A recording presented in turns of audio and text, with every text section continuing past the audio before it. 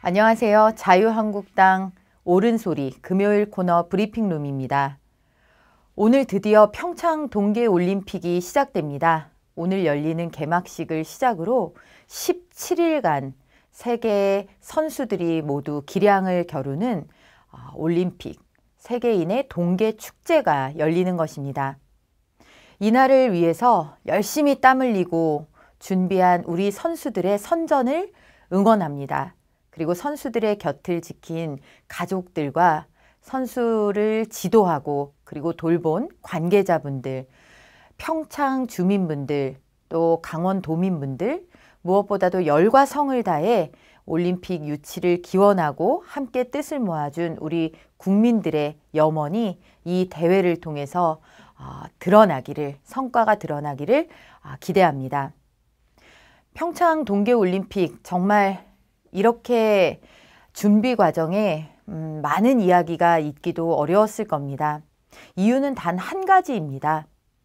북한이 아무런 한 일도 없이, 아무런 사과도 없이, 핵 포기에 대한 어떠한 언질도 언약도 없이 평창 동계올림픽에 참가한다고 한 그 순간부터 우리 정부가 보여준 굴욕적 태도와 모시기 태도, 북한에 절절매이며 끌려다니는 태도 때문이었습니다. 태극기를 내리고 억지로 한반도기를 올리고 우리는 떼어낸 태극기, 그들의 가슴에 당당히 달려있는 김일성, 김정일 부자의 배지, 이런 것들이 국민들의 공분을 샀던 것입니다. 남북 단일팀을 만들겠다면서 열심히 준비한 우리 여자 아이스하키 선수들의 기회가 박탈당하는 일이 벌어졌습니다. 이 모든 일들을 통해서 우리는 문재인 정부가 허울뿐인 평화를 위해서 정작 우리가 소중히 여겨야 할 것, 지켜야 할 것을 잊고 방치하고 있다라는 강한 확신을 가질 수 있었습니다. 그동안 우리가 했던 우려들이 현실로 눈앞에 나타나는 모습을 목격했습니다. 북한의 시종일관, 저자세로 끌려다니면서 북한이 국제사회에 여발한 듯이 정상국가인 양 등장하고 호령하는 일들이 우리 눈앞에서 펼쳐졌습니다. 오죽하면 평양올림픽, 오죽하면 평창유감이라는 노래가 인구의 회자되었겠습니까? 그럼에도 불구하고 자유한국당은 북한과의 문제는 북한과의 문제대로 문재인 정부의 날선, 비판을 가하고 대안을 모색하면서 그럼에도 평창 동계올림픽을 준비하고 애쓴 선수들과 모든 국민의 여망을 모아서 태극기로 평창 동계올림픽을 응원하겠습니다. 태극기로 평창 동계올림픽의 성공을 기원하겠습니다. 평창 하늘에 자랑스러운 태극기가 휘날리고 태극기로 우리 선수들의 땀과 눈물을 응원하고 격려할 수 있기를 기대합니다. 국민 여러분들도 태극기로 우리 선수들과 또 우리나라에서 열리는 평창 동계올림픽의 성공을 마음껏 염원해 주십시오.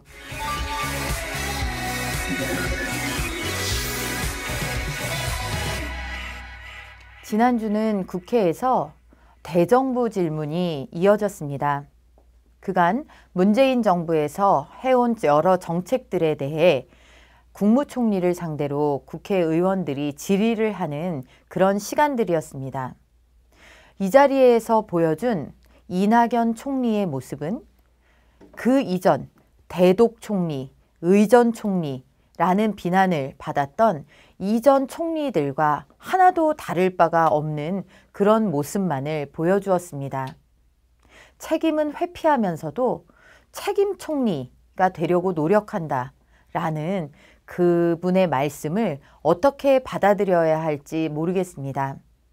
최저임금제를 비롯해서 교육 분야, 경제 분야, 원전 모든 분야들에 걸쳐서 있는 짧다면 짧은 이 문재인 정부 동안의 실책을 총리는 인정하지도 어떻게 개선하겠다는 명확한 답변도 내어놓은 것이 없습니다. 저는 대정부 질문자로 참여해서 이낙연 총리와 정치, 외교, 안보 현안에 대한 질의를 해보았습니다. 이 자리에서 여러 가지 문제가 있지만 저는 좀 깜짝 놀랄 일을 목격했습니다. 제가 그 여자 단일팀, 여자 아이스하키 단일팀의 시범 경기를 지켜보는 북한 참관인의 가슴에 달린 배지를 가리키며 이 배지가 무엇인지 아십니까? 라고 물었을 때 우리 눈에 명백히 보이는 김일성, 김정일 배지라는 말을 총리가 하지 못한 것입니다. 처음에는 보이지 않는가 해서 확대된 사진을 보라고 말씀을 드렸는데도 대답을 끝내 하지 못하고 그거 북한 사람들이 가슴에 많이 달고 다니는 배지, 이렇게 답변을 했습니다. 왜 그랬을까 생각을 해보니 이유가 짐작이 됩니다. 김일성, 김정일이라는 북한의 최고 존엄이라고 하는 그들의 이름을 총리가 어떤 존칭 없이 부르기가 정치적으로 부담스러웠을까요? 북한의 눈치가 보였을까요? 그렇다고 어떤 직함을 붙이자니 이번에는 우리 국민들의 눈초리가 의식이 되었을까요? 있는 현상을 있는 현상대로도 말을 하지 못하는 이 정부의 총리의 모습에서 북한에 대한 굴종의 끝자락을 보았다라고 생각합니다. 평창 동계올림픽을 앞두고 육해공, 북한에 대한 모든 제재 조치가 뚫렸다라는 말이 나왔습니다. 먼저 2월 6일 북한 예술단이 만경봉 92호를 타고 강원도 동해 묵호항에 입항을 했습니다. 천안함 폭침 이후 5.24 조치로 인해서 입항이 금지된 북한 선적이 당당히 올림픽이라는 구실로 들어온 것입니다. 애초 육로로 오겠다는 이들이 왜 느닷없이 만경봉호를 고집했는지 우리는 다 알고 있지 않습니까? 5.24 제재 조치가 그저 부지불식간에 이렇게 허무하게 뚫려버린 것입니다.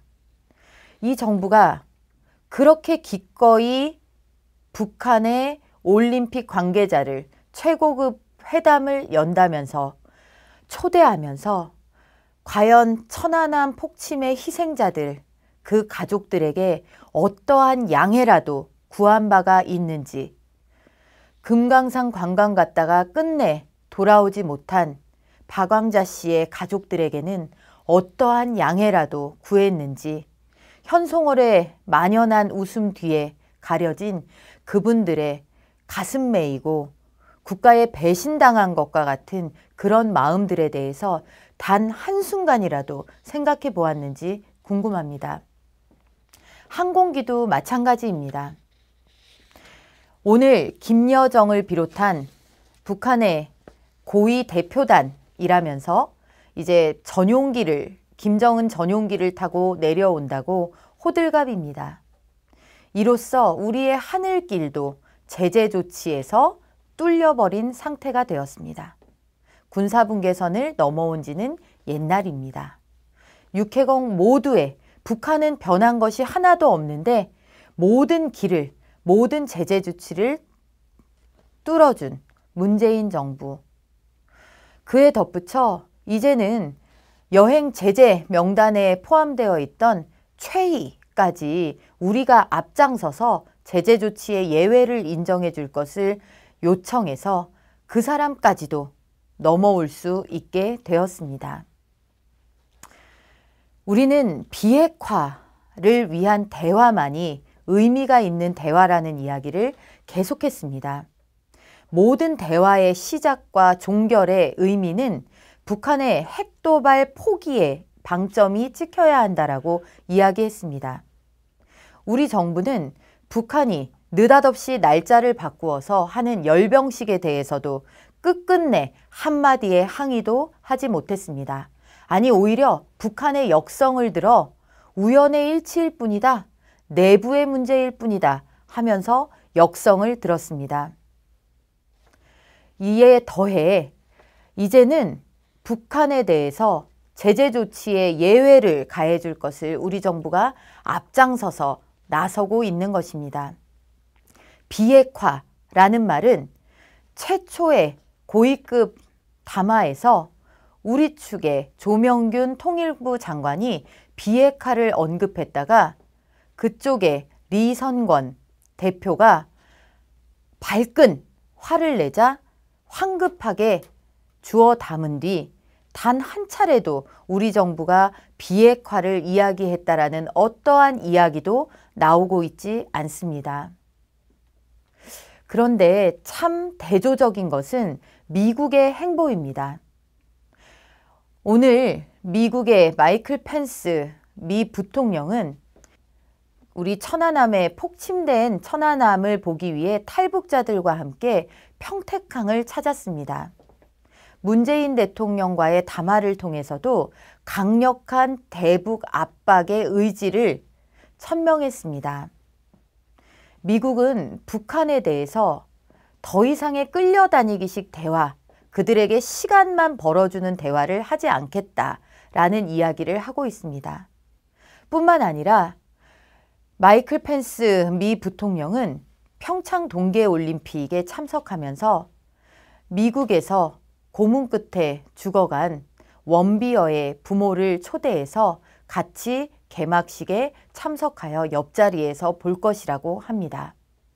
이를 통해 국제사회에 북한이 얼마나 가혹한 인권 탄압국인지를 알리고 탈북자들이 그리고 아직도 북한의 김일성, 김정일, 김정은으로 이어지는 3대 세습의 압제 속에서 살아가는 북한 주민들의 실상을 알리는데 아마 큰 보탬이 될 것입니다. 우리 정부가 외면한 사람들, 우리 정부가 외면해버린 탈북자 그리고 북한 인권의 문제를 미국이 트럼프 대통령을 비롯하여 부통령에 이르기까지 세세하게 챙기고 있는 것입니다. 정작 당사자인 우리 정부에 무기력하다 못해 일방적으로 북한에 의해 끌려가는 우리 정부, 문재인 대통령과 청와대, 정부 관계자, 집권 여당, 그들에게 논리를 제공하는 외곽그룹에 이르기까지 과연 대한민국을 어디로 끌고 가려 하는지 참으로 걱정스럽습니다.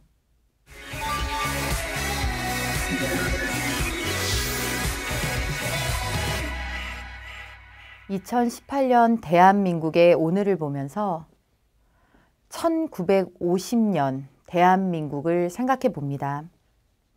그때 자유민주주의를 지켜내기 위해서 우리와 우리의 우방들이 피 흘리며 싸웠던 이유는 인류에게 없어서는 안 될 가치인 자유를 지켜내기 위해서였습니다. 그런데 헌법 개정안 논의에서 그리고 우리 아이들에게 가르치는 교과서 지필 기준에서 자유라는 말을 드러내려는 시도들이 연이어 계속되고 있습니다. 자유는 우리가 지향해야 할 가치이자 목표입니다. 민주주의는 그 목표를 달성하기 위해서 가는 데 있어 다수가 동의하는 룰을 따르겠다라는 일종의 방법론입니다. 민주주의 앞에 어떤 것도 붙어도 되는, 그것이 사회민주주의든 북한식의 인민민주주의든 어떤 것도 붙어도 되는 그런 함정이 있다라는 것을 우리는 잊어서는 안 됩니다. 우리가 민주주의 앞에 허용할 수 있는 것은 자유뿐입니다. 그것이 우리를 북한과 구별짓고 우리의 기적을 설명할 수 있는 유일한 단초입니다. 세계 모두가 실패하고 여러 나라들에서 포기 선언을 하고 있는 사회주의로의 길을 이제사 뒤늦게 5년짜리 문재인 정부가 폭주하듯 대한민국 고를 끌고 갈 수는 없는 일입니다.